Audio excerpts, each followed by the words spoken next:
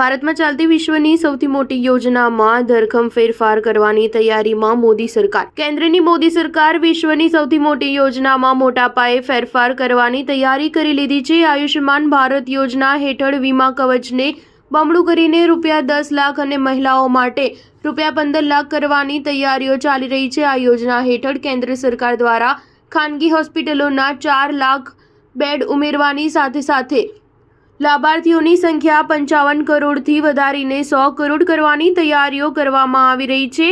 NDA સરકારના ત્રીજા કાર્યકાળમાં આ યોજના કેન્દ્રીય આરોગ્ય મંત્રાલયની મુખ્ય પ્રાથમિકતાઓમાંની એક તરીકે રજૂ કરવામાં આવી છે. અહેવાલ અનુસાર ગ્રુપ ઓફ સેક્રેટરીઝે આ યોજના અંગેનો રિપોર્ટ પણ સબમિટ કરી દીધો છે. તેમને આગામી 5 વર્ષ માટે લક્ષ્યાંક અને તેમની સિદ્ધિ માટે સમયરેખા નક્કી કરવાનું કામ સોંપવામાં આવ્યું હતું. સામાજિક ક્ષેત્ર માટેના જીઓએસમાં આરોગ્ય, આયુષ, રમતગમત, સંસ્કૃતિ અને શિક્ષણ સહિત 9 મંત્રાલયોનો સમાવેશ થાય છે. હવે ટૂંક સમયમાં કેબિનેટ સચિવ સમક્ષ પ્રેઝન્ટેશન આપવામાં આવી શકે છે. આયુષ્યમાન ભારત યોજના મોદી સરકારની મુખ્ય આરોગ્ય યોજના છે. તે વિશ્વની સૌથી મોટી યોજના પણ કહેવામાં આવે છે. હાલમાં તે 12.34 કરોડ પરિવારોને આવરી લે છે. 55 કરોડ લાભાર્થીઓને તેનો લાભ મળી રહ્યો છે, જેમાં પરિવાર દીઠ ₹5 લાખનું વાર્ષિક કવરેજ પૂરું પાડવામાં આવે છે. 30 જૂન સુધી હોસ્પિટલમાં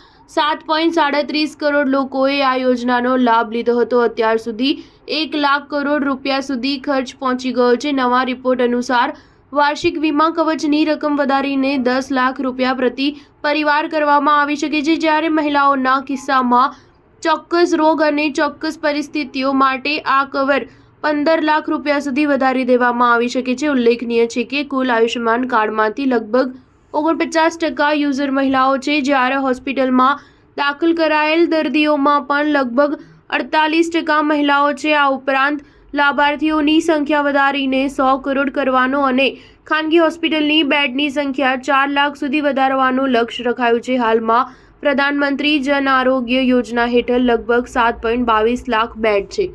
સ્ટાર ન્યૂઝ 7 હંમેશા સચ્ચાઈની સાથે.